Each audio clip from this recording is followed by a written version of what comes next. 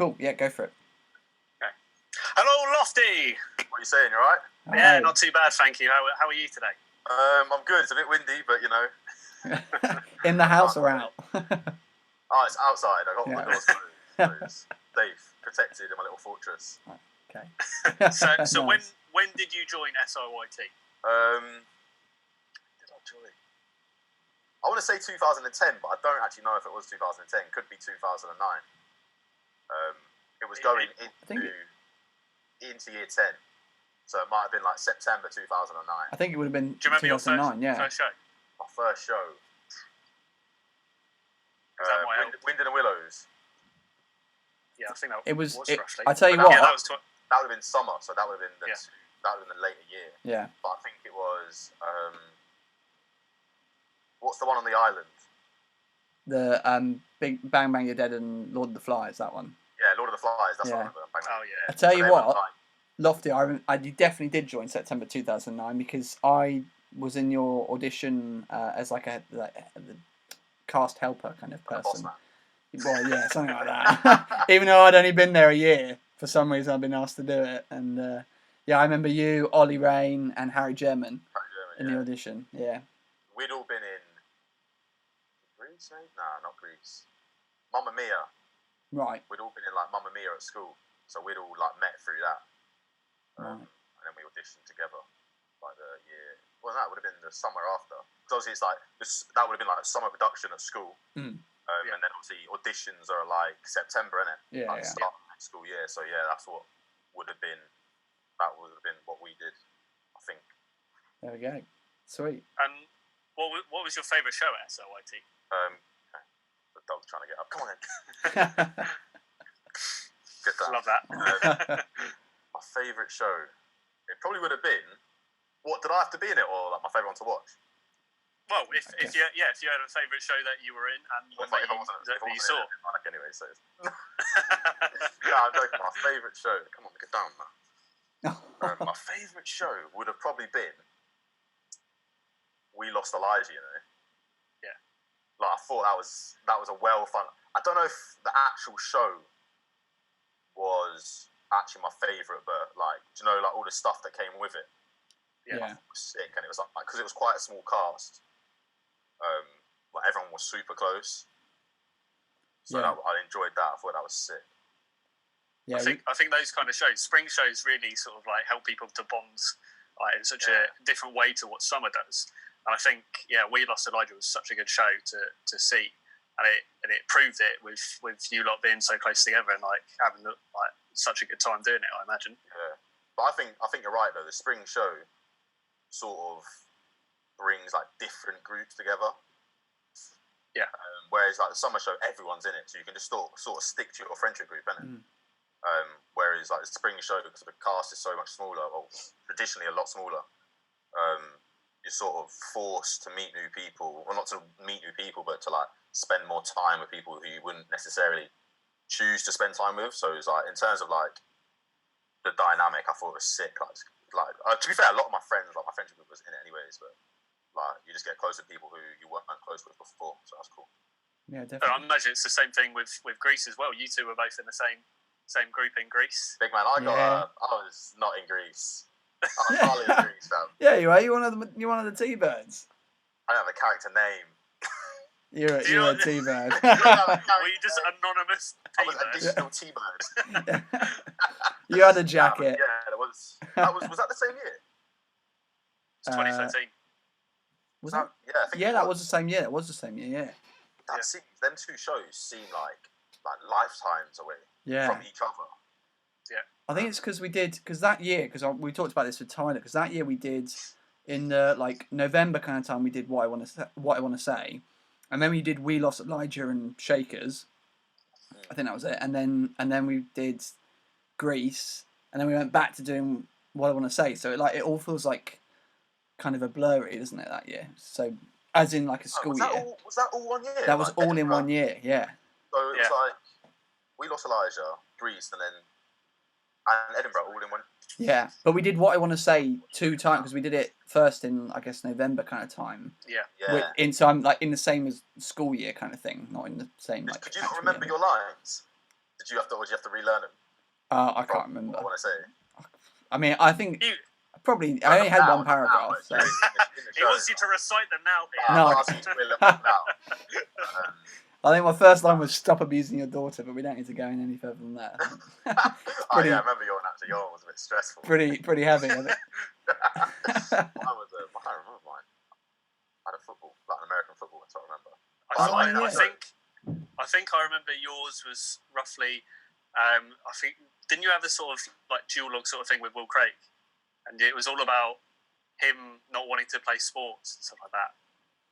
Because there's a fantastic picture of you sort of over him. Maybe mine wasn't that. I remember having an American football though. I remember having one. Obviously, I was probably getting in trouble for lobbing it about. But, But yeah, I can't even remember what mine was even about. But I remember being in Will Craig's and obviously having my own one. I can't remember. How sick was Edinburgh though? So man, well, let's talk about the Fringe, because it provides a lot of like good memories for a lot of people. Like, what do you remember of it? The Fringe 2013, right? Yeah. So I was actually talking it right now. I was actually talking to Lucy and Ellie about this the other day, like about our group who he was with. Yeah. And someone went, "You had a really good group." I went, "Yeah, my group was sick. I had like Mozra as my leader, and then I can't remember who else, but it was all right." Yeah, I think we were in the same group together. No, it was me, you, and Moz, wasn't it? That was that Gay? We've had this. And Sorry, Sam. we've had this chat before, and it was me. I think it was me and Moz as leaders, and then you lot in it as well. Yeah, and I can't remember who. I was in someone else's group to start with. You remember this, Sam? Yeah. I kicked off at the train station. I ain't coming. I was like, I'm going to stay at home. I was like, I'm not coming. It was. Do you know, I remember it so well because, like, you were kicking up a fuss, and then all of a sudden, when you joined in our group, and when we were making the team names, you were instantly there with the first team name that we had. I was buzzing. I was so happy. Do you remember what our team name was? Nah. What was it? It was Gay Socks. Gay Socks, yeah. Because it was like we basically picked quotes. That was from the show. Monologue, weren't it? Yeah. But a good moment that I remember from you is, and correct me if I'm wrong, you coined the term highest flyers when you were on Ollie Rain's shoulders, just handing out flyers to everyone. Moz's shoulders. Was it? I think so. Yeah, I weren't in Rainey's group. I don't think. But I remember putting stuff. So it's like the two podiums, begin the mile, and there's like all the lower ones are all covered. Like you put your poster on there and it gets gone by the end of the day. But then there was them higher bits, and I jumped on Moz's shoulders, and then it went onto his shoulders and had to climb up, and then stuck it on, and then we did it, and then I remember seeing, I think someone else tried to do it, and they got told by whoever was running the mile was like, "Oh, you can't put it up there." So we had the only poster on this, on the red bit, on the Virgin bit, the bit. Yeah, I remember. Yeah, we had the poster on there because obviously they couldn't get up there to take it down. Yeah. Poster. We're really gonna get a ladder out to go do it, so they just left it. But we were the only people with it on, and I put it up, and me and Moz I was like, it don't matter. But that was a bit mad, wasn't it? I can't remember flyering. I used to find flyering so fun. I didn't like handing flyers out. I didn't like giving them to people. Yeah, I liked sticking them up, but I didn't trust people. I thought they'd just duck them on the floor. I mean, to be fair, a lot of people do. I didn't find a lot of ours on the floor, and I should see a lot of them on the floor. But ours were pretty good. Yeah. In terms of that. I think we did a pretty good job generally. It's just sick, where we stay and stuff. It's just, the whole experience is just well funny. I remember Sly having a room on his own. He wasn't sharing with anyone, and he was under the stairs. He had Harry Potter box room.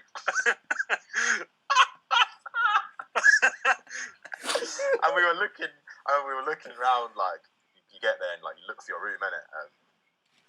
It came in straight for the entrance of what was it, the Loretta School? You come in and there's little rooms, whatever, and it was left. Dan Davis, Liam O'Carroll in the same room, raging. I was raging. I was like, because I was told, I was like, you're not going to be with your friends. Because obviously I knew I wasn't going to be in a room with someone like one of my better friends, like someone I was close with, because my group, I wasn't with anyone that was close with in my group.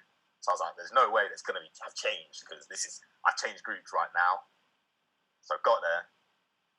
I feel like it was a well-long journey, but I don't think it was that long. Because it's like it's run by like 5-6 hours on the train. Is it? Yeah. I remember loads of us banging Mario Karts on the train. Yeah. Proper being so loud, and Trish kept telling me to be quiet, and I was like, Trish, I can't stop being loud. I was like, I'm winning. I was like, it don't matter. When we got there, straight away left. Liam O'Carroll, Dan Davis. I was like, mad. This is a joke. I wasn't even happy for him. I was just instantly annoyed, because obviously now I'm not sharing with either of them. Like, cool. Keep moving. Run down the whole way through. No Liam Loftus on the wall. I was thinking, they've forgotten I'm here. Sly's like, oh, here's mine. Opens it up. Broomsticks fall out. I was like, he had to like keep his suitcase outside because there was so little room. So funny. And obviously Sly's like 10 foot tall, the longest guy you'll ever meet. And there's just no room in his bed. And then carry on going. I had to search like the whole house, and then I'm like right at the top in the corner. We had a decent room there, but it's just like well far away from everything. But I remember like was there other people there? It wasn't just us, was it? It was like there were other people there. School. Yeah, there were different. Yeah, there were definitely other groups there, but we'd always like have a certain section on our own. Yeah, like a few tables and that, weren't it? Yeah. Like when we had dinner and that and lunch. Have you got any other favourite moments? Favourite moments. I loved Eam. Great show. I think that's like that trip that I was gonna say that away day. That trip was so sick. I feel like we got up at literally like 3 AM though to go. Oh yeah, it was really early, wasn't it? Where is Eam? It's Derbyshire, isn't it? Is it? I think so. Trekked all the way to like Peak District. Yeah. Thinking about it though, that's a mad trip. We went all the way to Derbyshire. I think it's Derbyshire. Yeah, it was great. Brutal. I think but it was so sick, wasn't it? Yeah, it means a lot to a lot of the ex-members as well. It's like and it's insane how many people mention him. Like, I think it's because of the trip. I think that's why. Because other summer productions, you don't really do anything. Like Greece, we didn't go to Greece. I know it's not saying.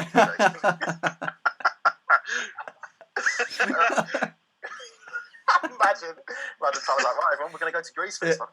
Why are we going to Greece, bro? I think you got the wrong show, big man.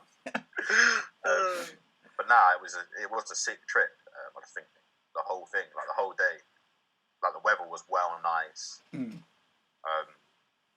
Yeah, you remember? Did we go to like a museum? Yeah, I went to a few museums. I think went to a couple museums. I just remember walking so far.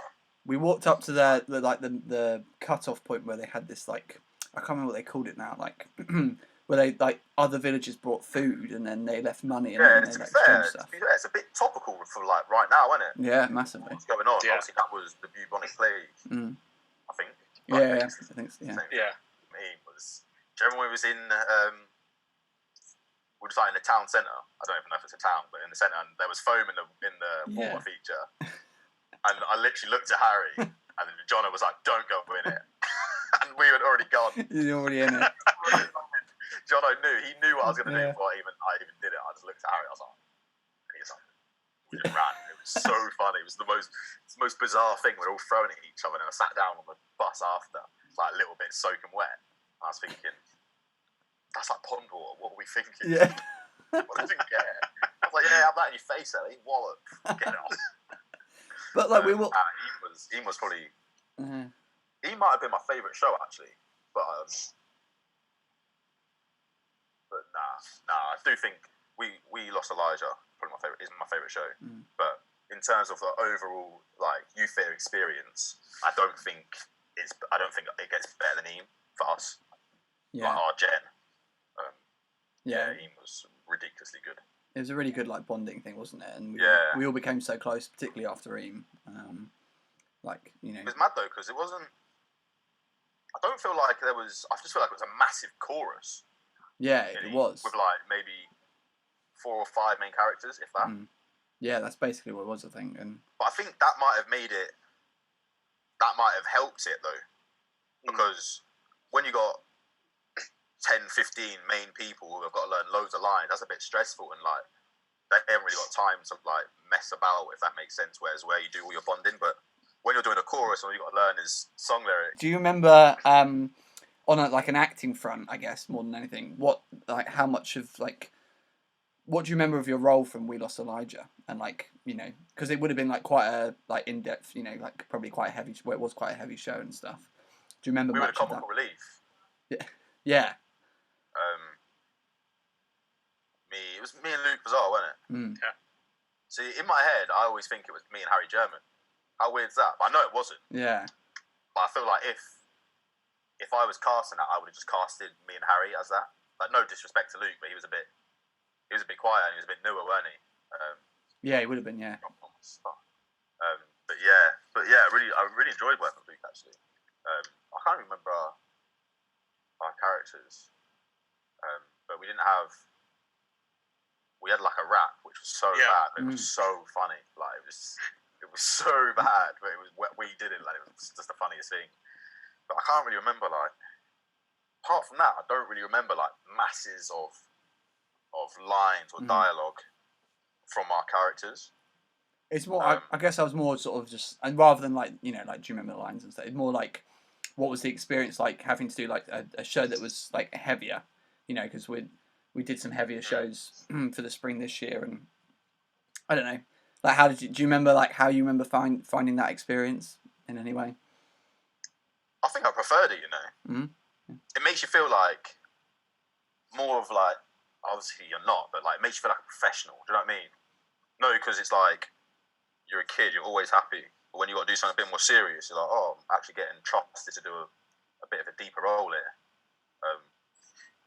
So like, I think it's much more rewarding. Yeah. That than like obviously like doing jokes and stuff's fun, but yeah, doing a bit more serious piece, I think it's really rewarding because we're sort of like you're sort of built on making each other laugh, innit?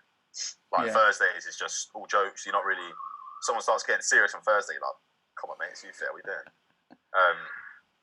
But yeah, you're sort of the whole sort of thing's built on jokes. So it's when you go into something a bit more serious, you're like, oh, you know what? Actually, it's actually quite rewarding. But yeah, I did enjoy it. I think that might have been my favourite role. I think I played serious roles quite a lot though,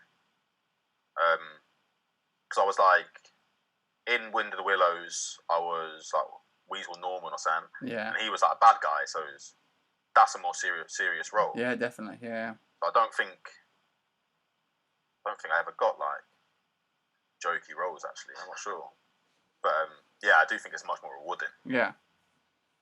But I just think it's because of the challenge, isn't it? Yeah, definitely. Yeah, that's all. I was just interested if you remember the challenges. Anyway, I'll stop talking now. Literally, you like degrade yourself whenever you ask a question.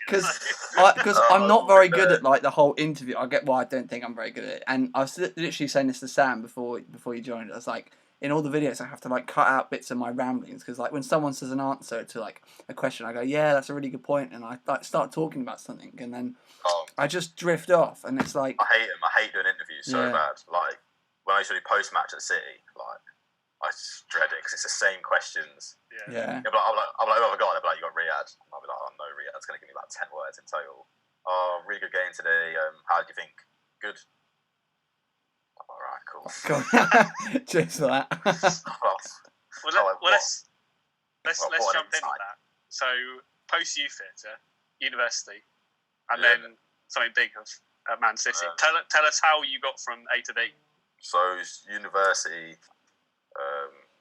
The thing is, everyone always thinks there's like some secret, like to do loads of additional stuff, like volunteer. And I'm not saying you shouldn't do that. Like if you want to do it and it works for your lifestyle, or and you want to do that, then go for it. But I didn't do none of that. I was bare minimum. Got like a 2-2. Like I DOSed uni, but I got like one of my lecturers sent me like a job spec from Man City, obviously City fan, and he was like, "Oh, I think you'd be good at this." And I was like, "Yeah, well, it was cool. Have a look at it." And it was just like it was like Snapchat match day presenter. So I applied for that. Had to send. I think it was like 500 words. No, it wouldn't have been 500 words. Wouldn't have wrote that. It was 100 words on why you think you're good for the role, which is actually harder than probably doing 500 words because 100 words ain't actually that much. So 100 words on that, and then a minute or 90 seconds on talking about a current football story. I actually did. It was around the time Sam Allardyce got sacked from England. Oh, okay. Yeah. Or like, I can't remember what he was doing. He's been a bit dodgy, wasn't he? And I remember doing mine on that, 90 seconds. Sent that, and then went in for an interview with them. And you had to do like a Snapchat story of what a match day would look like.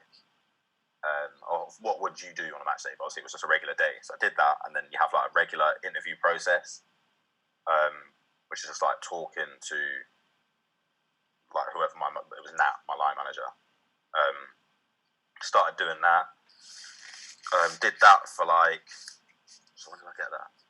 Probably like October, November sort of time.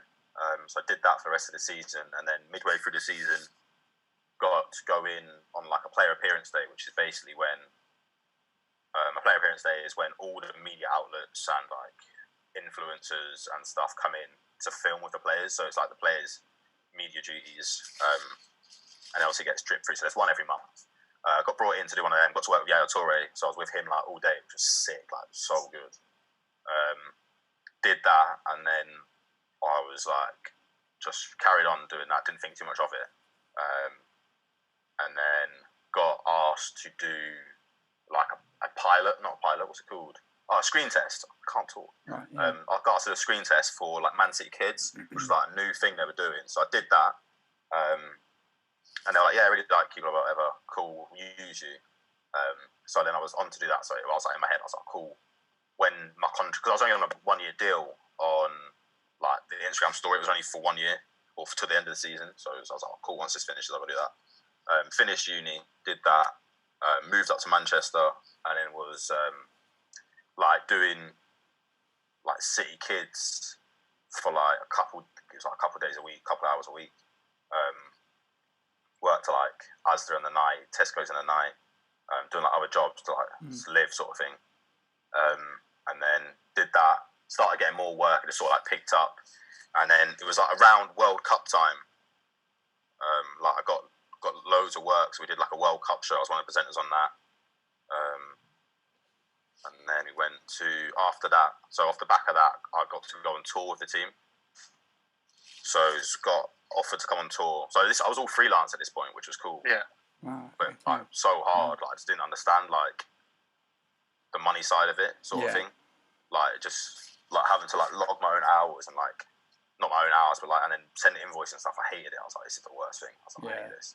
But did that for went on tour, came back, and then carried on. Just like got brought on to do Snapchat again, and I was doing Instagram stories as well. And then what was I doing? I was doing something else. I think I hosted like a couple live events. So I hosted like so I used to do like there was like a fan zone before the match, so like there'd be like loads of kids go there. Right. I was one of the hosts for that, which was quite fun. Did that for like 6 months, and then got offered like a full-time job at City, like social media producer presenter. So obviously took that. That was literally like it wasn't even my boss. So the head of social media and media was like, "Oh, I really want you to come do this." Didn't have to interview for anything. They just gave me the job, which was cool. Brilliant. So I did that for like a year. Had to cut off all the other things, like stopped being freelance, went back into like full-time work, but then got to do like ridiculous stuff. Obviously, did tour again. I went to like New York, Miami, and then the tour after Tokyo, Hong Kong, Shanghai, Nanjing, which is like the maddest thing. And then obviously like traveling with the team all the time, like doing all the away games. And then like Brighton last year, did that. Got to fly back with the team. Like after they just won the league, was on like the team plane. So that was like ridiculous. Like, as a City fan, Brilliant. it's like mad. Like, Yeah. like, I was basically a player without having to play football. That's amazing. It sounds such an incredible experience, especially as you said, as a City fan. Like, how was that sort of winning environment? Like, being in a sort of place where you've got all these like big name players and this fantastic sort of stadium and stuff like that. This is going to sound bad, but it becomes normal very quickly. Like, I used to enjoy going to other stadiums. Other stadiums were like my favourite thing. I used to love like cup games. You go to like, we went to like Burton away, and we beat Burton 9-0 in the first leg. And it was like, who wants to go Burton away? I was like, I'll go. It was like -4, 1-1-0. It was rubbish. It was like well fun. And I remember, like, so I remember, because obviously I had access to everything, so I could walk through the tunnel, up and down the tunnel. Players came out the tunnel, warmed up. I came out the tunnel and went back in. And there were like kids like asking players to sign stuff. And obviously they don't know who you are. Like, they're just throwing programs, and they're like handing programs down. I was just signing them, throwing them back up. Like, the amount of programs I signed, and someone was like, "Why are you doing that?" I was like, well, they're giving them to me. I'm going to sign it. Yeah. Feel like a celebrity for a little bit. But I was like, yeah, all right, boss, yeah, mate. Throw it back up. I was like, don't you? I was like, any people signing? Some kids were like, can you sign my shirt? I was like, nah, I can't sign your shirt. I was like, that's time. But nah, it was honestly like a dream, like ridiculous. Like, some of the stuff, some of the stories, like it's just crazy. And like hanging out with the footballers and stuff, and it gets to the point where like it's not that they're just regular people. It's not impressive. Like, you don't actually mind. Like, it's weird. Like, I was watching like Aguero score the goal to win the league, and then like you fast forward 7 years, and I was like talking to him whenever I saw him at work and stuff. Yeah. But it was like a mad strange like whole journey. Yeah, because I remember with Journey's End, like when there was a Manchester derby during show week, and because we weren't in the first act at all, we went to go watch like we were half in army gear and half in like normal wear, just like watching. We were probably wearing our trousers because we had to like do your socks and do the wrapping. Yeah. So I was like, listen, I can't take this off till the end of the Just like, if you take it off, like, you're done. I was like, listen. I was like, Trish, don't you worry. But yeah, like it's crazy, like how it's gone. And I always think like it's gonna sound bad, but I haven't worked that hard. If that makes sense. Well, I've been very much like right place at the right time. Yeah. I don't know. I think it perhaps maybe you feel like it's you've been, like you said, right place, like right time with the actual specific jobs. But you said earlier, like, caught that you were saying about that you were working like Tesco's or whatever at night, doing like all these extra jobs to keep yourself going. Like, you still had to do all your, you had to work out, when you become freelance and you have to work out all your taxes and all that kind of stuff. Like, that takes time, and that is hard work. Whether, I guess that the job you've kind of got is like the reward, but it sounds like you have worked hard along the way to get what you've had to do other things to kind of get. Maybe I'm wrong. Yeah, I do. I hear that, to be fair, but like I feel like I remember saying like to my cousin, like when I was in second year at uni, she's like, "What are you gonna do when you finish uni?" And I was like, I don't know. I was like, something will come up. I was just always that person. I just always got well lucky with stuff. So I was like, something will come up. And she was like, you can't bank on that. I was like, listen, it'll be fine. I was like, just don't stress. I was like, just enjoy your life and it'll be alright. It'll be sweet.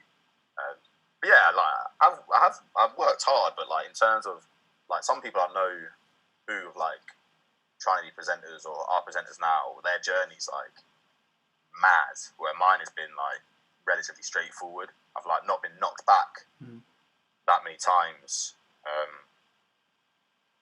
Like obviously, like I'm at the BBC now. I only had one interview. I've had like quite good people around me as well. So in terms of like learning how to be a presenter, I got to work with like Kelly O'Donnell, who was like a city presenter for years. She did radio before. So just like being around people like that, picking up like different sorts of ways, and it's just like a lot of it's just you just become comfortable with yourself. like a lot of like I've worked with people like screen tests and stuff who have done that during presenting they're this certain person, and then when the camera's off they're sort of like not, and then you're like I don't know how that I don't know how you can keep that up all the time pretending to be this different version, whereas you can just sort of once you're comfortable you can just be like a heightened version of yourself, or but yeah, it's just. I think it sounds like it kind of stems from, you've got confidence in yourself, which is a great thing. Yeah. I think it says a lot. I think that that's a really big character trait to have, is to to be a likable person that kind of is very relatable to people and kind of gets on with people and gets on with it. So whether you feel it's been an easy just kind a of normal journey dude. Yeah. Just a normal dude. That's it. Yeah, and then obviously, as you mentioned, you're now working for BBC. Yeah, so it was when loved Man City, didn't want to leave Man City. There was never a moment in my head that I was like, I hate it here, I want to leave, I need to do something else. I just saw it online. Loads of people sent it to me. Like, why don't you apply for this? Why don't you apply for this? And I was like, that's a bit long. Like, don't really want to do that. But it was like, what did I have to do? I think you had to send. It might have been like that was 500. Well, there was 3 questions. Like why you think you'd be good at it, what are your interests like in sport, and then like a bit about you. And luckily for me, because I did social media at Man City as well, like I know the ins and outs, so I can produce a piece of content and not be the best. Like TikTok's an example. Like TikTok at the moment, I know you get to the point where you sort of know the game almost. Yeah. So you can almost manipulate it to, okay, this is an amazing content, but I know if I use these hashtags, this person's been in the news recently or in the gossip columns, it's going to get more coverage, and then you can sort of tailor it like that. Because you can create an amazing piece of content, but if you don't know the times or how you can put it, it can just get lost because there's so much stuff that goes out. Yeah. So doing that, I think, helped me loads, because I could be like, when I went into my interview, I was basically telling them, like, you're doing this wrong. And they were like, what do you mean? I was like, well, if you do this, this, and this. I was like, why are you posting on Instagram at 8 a.m? Oh, well, on the website, it's our best time. I went, this isn't your website. So in terms of, I don't know if I was the best presenter there. Obviously, I must have been all right, but I've got quite a lot more. So for like people trying to get into presenting, like, it's quite contradictory from me to say, like, do other stuff, because I wasn't doing other stuff. I think our age is sort of the social media age. So when you got like these teams and stuff are like, right, we need to take social media seriously now. They look to us, sort of thing, because we lived it. Yeah. Whereas like, I've gone from like, I still obviously live social media, but now I have like the technology side behind it. I know how it all works, so it's like ridiculously good. But yeah, I think that's what it is. But moving to the BBC, yeah, I had interviewed for that. Didn't hear anything back for ages. So I just thought nothing of it. I thought, no, I'm not too bothered, obviously. It didn't take me long to apply. I did a video. And editing is like something I've been trying to work on anyways. Like, so I shot it all myself, edited it, and I was like, oh, cool. Like, if it goes nowhere, it's just an hour in the bank for working of my own time, like self-development. So I didn't think anything of it. Got an interview. And the interview was, so I was out in LA at the time I got the interview. So it was like, oh, can you come in and whatever date? And I was like, oh, yeah, I'll come. And then I got back from LA the day, and I went in next day, and I was so jet lagged. Like, honestly, like, I was like, oh, I can't do this. I was like, what am I doing? Been like awake all night. Went in, I obviously had no clean clothes. I was wearing like, some people wearing like suits, and I was like, I ain't got a suit. Oh, I'm not wearing that. I just wore like probably like trackies or something. Went in, and they did like loads of different like tasks. So you had to do like an Instagram story, a TikTok, and then like a green screen. Have you ever seen like, I don't know who do it, like 72 questions? I think it might be GQ or L. Oh, okay. Yeah. I don't know who it is. But they do like, they just ask you loads of questions. So basically, it's just ask you loads of questions. You just sat in front of a green screen just to see how you are on camera. and then speaking to loads of different people from the BBC, like different production people. So it was like TV were there, digital, news. So I spoke to all of them. I thought it went well, but I wasn't like, I didn't think I'd blown anyone away, sort of thing. Do you know what I mean? But in terms of like TikTok and stuff, they're like, "Oh, we're really interested in TikTok. I just launched Man Cities," and they were like, "Oh, what do you know about TikTok?" I was like, "Well, like, I just launched Man Cities like a month ago," and they were like, "How's that going?" I was like, "We've got like 500,000 followers, so we're doing all right." And then like some people were like, "I don't know what to do," and then there were some people like there was a guy, Ellis, who I still talk to be fair. His phone wouldn't work, like he couldn't get connection on his phone to do anything. So I was like, "Oh, just use my phone." I was like, "I've got stuff. Like, I'll be all right." So I think that played in my favour. Whereas some people were like dipped off and did their own thing. I was happy to help people because in my head was like, I already have a job I really like. So if I don't get it, it's all right. And also for me, it was about creating just the networking, if that makes sense. Yeah. Like just getting into the building and meeting all these people because my end goal is I want to be freelance again, but like do it properly. So if I can go freelance in like 2 years' time, like without getting this job, I could be like, "Oh, XYZ, I remember this person." I can email because now I know him. Oh, it's me from the interview. So that was my main goal. Yeah. But yeah, I got invited back for like a regular interview. It was a bit more structured, and then got offered the job. Within like a couple of days. So that was a bit mad. I was meant to like go to the Olympics, the Euros, which obviously all been cancelled now, which has been gutting. But I do think it was the right move for me because I'm trying to get, like, I love football obviously, but working in football for 4 years now, like, and it's your main sport. Like, I come home from working in football for 12 hours or whatever. I come back and I talk about football for 8 hours. I'm just like, oh man, like, so I just want to like do a bit more. So it's, like other sports, being able to do that, and then BBC, because there's so many different things like radio, like documentaries, news. There's so many other things within the same building. Yeah. So I just felt like that was the best thing in terms of like networking, progression, to like get to where I want to be. Which I don't even know where that is, but it felt like a step in the right direction, if that makes sense. But it's like you've mentioned so many like some fantastic sort of words of wisdom and advice, and it especially from the first point is just being yourself and being relaxed with who you are. And I suppose the question I ask at the end all the time is do you have any other words of wisdom like for our current members, whether that is to do with at Youth Theatre or post Youth Theatre? The biggest one, I think I came to grips with it at Youth Theatre, is just be yourself. Not everyone's going to like you, and that's all right. Like, doesn't matter that these people don't like you. Like, if all these other people like you, obviously you're doing something right. Like, you're not going to be everyone's person, if that makes sense. Whereas I remember when I was younger, I used to want everyone to like me. I was like, I want to be well liked by everyone. And then it's just like you're spinning too many plates. So it's like if you just focus on yourself, but yeah, once you're comfortable with being yourself, you're basically invincible. Like, honestly, because it's like all your insecurities, you're at peace with them. So someone says something to you, and you're like, all right, I know, like that's all right, that's cool, don't worry. But be proactive as well. Like I know I said I wasn't, and I'm not really, but I can see. I'm now on the other side of the fence. I can see, like, if you're proactive, you're going to be in a much better position.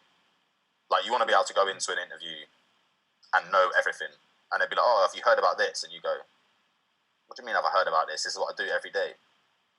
Like, if you go in now and they're like, "Oh," like, imagine like anyone at Youth Theatre now, if like they go in, if they was going to an interview and they're like, "Oh, do you know about Snapchat?" Everyone's going to go, "Well, obviously I know about Snapchat." Or everyone knows about Twitter. Like, if you find these things that you might be doing for a hobby and you just think, "Oh, this is fun," like, just see, like, someone will pick it up. You just gotta like use these things to your advantage. Like, especially now in the world where you can go viral in a second. Like, it don't matter. Like, I thought in my head, like during lockdown, I was like, right, I want to go viral on TikTok. And obviously, like, I used to always say it at work when people, like, it would be like, oh, we need to have a viral video. And I was like, you can't just be like, I want a viral video. I was like, it doesn't work like that. I was like, the moment has got to be, like, perfect. Yeah. And I was like, right, I want to have a viral video by the end of lockdown. I think it took me, like, 10 days to get, like, 1 million views on something. And then, so that got 1 million views. And then the next one, I posted another video the next day, and that did 3.5 million views. Wow. And I was like, but this is all stuff I learned at work. Yeah. And all, like, it's good, obviously, working, doing stuff for a company is good. Like, I'm not saying, like, but they don't always love you. Like, they don't love you like that. Do you know what I mean? So you just need to take what you learn and apply it for yourself. You got to be, like, slightly selfish. That's probably terrible advice. But No, you've got to be. Go on, Peter, you go. Well, no, I was going to say, I mean, everything you kind of said, or, you know, there's like, you've said so much, like, as Sam said during the whole interview, when you kind of underplay it a little bit, I feel. You know, you said about, you know, when you went into the interview and you were like, you know, look, hey, if I don't get it, it's an hour of personal development and stuff. And you sort of like, that's like quite a casual thing, but that's where I see and I hear, I'm like, he's working like really, really hard to like, but, you know, maybe it seems like you just sort of accept that, but other people maybe wouldn't think to go, you know, they'd put all the pressure on it, but you're just like, if I don't get it, what can I take away from it? What can I have learned from it? I'll have made these contacts, I'll have whatever. Yeah, but if you go into it and think, like, I need this job, like, and you're so set on getting it, and you don't, you're only gonna upset yourself. And then it's you might apply for that role and you're not right for it, and then now you've got a chip on your shoulder. You're like, oh, I didn't get it. I worked really hard on stuff like that. But like, I said to people, like, what did you like when I saw them in the interview? I was like, oh, like, what did you do? But in my head, I think if I wasn't working in the city and I wanted to be a presenter and I went for the job and I didn't get it, I would have taken my interview video. I would have started a YouTube channel off the back of that. Yeah, yeah. Why not? Yeah. Like, do you know what I mean? You already got the first video. Yeah. Absolutely. Yeah, but insane. Yeah, I think yeah. It is all about like I get the results thing. Like, you want to see results and stuff. But that's just the world we live in, I guess. Like, if you're doing something and it doesn't appear to be doing really well, like, don't worry. Like, it could still be good. Like, it's just you might not have the platform. Like, I remember, this was years ago. This was probably when I was still living back in like St Ives. I remember tweeting. It was when who got sacked? They were going to give it to Giggsy. Who was that? David Moyes. David Moyes. No, it was when Brexit first started, and obviously David Cameron stepped down, didn't he? Yeah. He stepped down. I remember tweeting, like quote tweeting. I remember it because I was so angry. Like, I was so bitter. I remember quote tweeting it, like the BBC News, Boris Johnson's whatever. And I remember quote tweeting it and putting like, "Give it till Giggsy to the end of this season." two likes. I was like, oh, whatever. I was like, that's well funny, but I didn't get any likes. And then like 4 or 5 hours later, I saw Lad Bible had done the same thing, but had put like the Andy Tate actual video. They just like hyped it a bit better, did like ridiculous numbers, and I was like, I can do this. I was like, I'm as funny as these are. I know what I'm doing. And I used to always say, like, I just don't have the banter budget. Yeah. Like, that was in my head. I was like, I can't. I was like, I can do a certain amount of things, but I don't have the banter budget. But it wasn't. It was just time, basically. It was like time. But like from that, it develops in like, because obviously tweets don't cost money, but it was like, so I didn't have the editing skills or the technology to go onto that Andy Tate thing and clip it up and then upload it, and I don't have the fan base or the following to make it blow up so much. But it was there. Like, you have the idea. So I think that's disheartening for people. Like, but I think like self-development is like the biggest thing, especially like during lockdown. You got so much time. Like, there's so many resources. Like, and I get like when you're a kid, you don't have loads of money and stuff, but 7-day trials, man. It's bare 7-day trials. Yeah. You'll It's find so ways true. around it, like honestly, Yeah. or like iMovie and stuff, editing. There's lots of free softwares out there, just on that, on that Yeah, aspect. but if for any of you that want to be presenters, like I'd say to them, like be all rounded, be able to edit, be able to do social media, and then because a lot of like at Man City, before I had a job there, I used to go in all the time because I had a pass. So my pass was like I could get into the office whenever I wanted. So I just like once a week. I wasn't even like I was on their books, but I technically weren't working that much. So I was only doing like match days. But once a week, I'd just go in for like free lunch, and I just sit and talk to people, see what people have got going on, and then you sort of find yourself. So say we're here now, and I've got an idea. I'm like, I want to film this, blah, blah, blah. And then they're like, oh, Liam, you're here. Oh, can you come quick, do this real quick? Do you know what I mean? And it's I was just because it was just sort of I just sort of like when I sort of say it to people, I always say like I just never left. I was like, they're like, oh, how'd you get your job at City? I'm like, oh, well, I did like Snapchat for a bit, and they just never asked me to leave, which is basically true. I just stuck around, and then just got additional work. I think if people can get in and go like do work experience at places, just if you get an opportunity, just take it both hands. Show interest in other people's work. Like, just be nice. Make friends with people, and they'll want to use you more. I think I was going to say. I mean, everything you said. I mean, all that little bit there was. It's all like absolutely affects the outside world. But even like on a for a lot of them who are younger now, they're not even thinking about what happens next. It's all so relatable to youth theatre, like Harry's saying about with going to get the job and not getting it. That's the same as getting a role and not getting the role, and then about just doing the little bits you can all the time, and that's the same as like right now you've got all this time, like the guys who are watching this, they've got all this time to do all these different things that we like singing songs and learning dances and all this stuff. It's all relatable because it all helps build up to whatever the end goal is, whether it's to hopefully get another role in another show or whatever. So I think that's a good point. I didn't think of that, but we used to do that. Like, didn't get a role, help backstage. Yeah. Just to be like, get involved. Just to be in the party, sort of thing. Like, you get to you still get to because me and Sam were talking about this yesterday when saying it doesn't. It's almost the shows are like that amount of time. In the whole span of time you're at youth theatre, so it's like they're like a little dot in that timeline. Everything else is like what makes the kind of memories, if they're good or bad or whatever. But hopefully, all that stuff is the stuff that makes the good memories. And so, you don't miss out. Whether it's help, just because you're not in the show, you've got all that time rehearsing for the show. So, ask to come along to the rehearsals, watch a rehearsal. Maybe you want to. So just spend time with like. Yeah.